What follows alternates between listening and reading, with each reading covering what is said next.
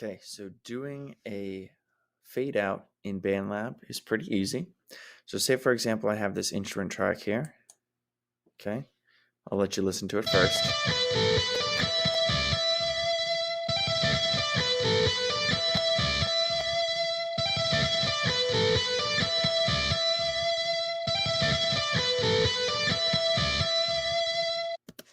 But say I wanted it to fade out at the end.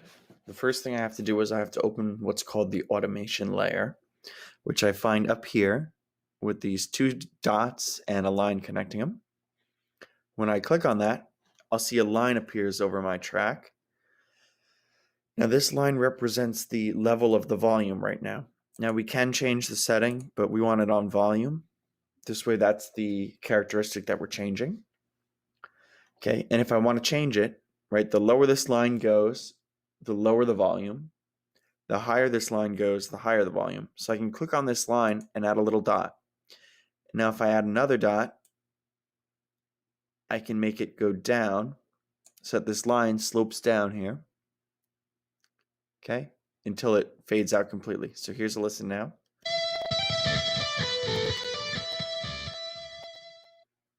And you'll hear now it fades out instead of just cuts out.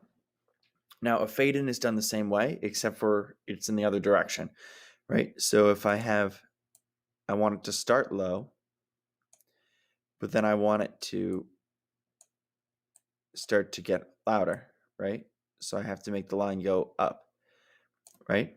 So this first one is a fade out because the line is going down, right? Volume is decreasing, getting lower. This one is a fade in because it's getting higher, right? The volume is increasing. Okay, so take a listen to this whole track now with the fade out and the fade in.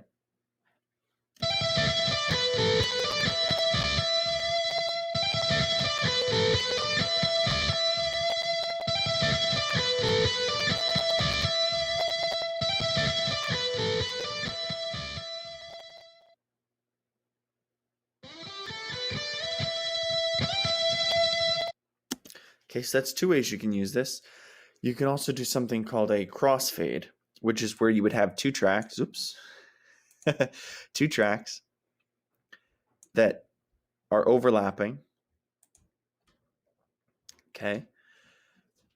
But as they overlap, one of them is decreasing and the other one is increasing, right? So for example, I'm going to put, okay, oops.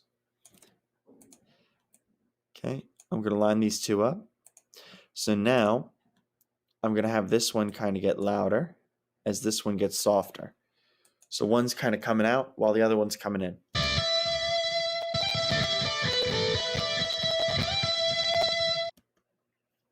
Right, so that's kind of a cool way you can use the automation layer too if you want to introduce a sound while having another one kind of fade out.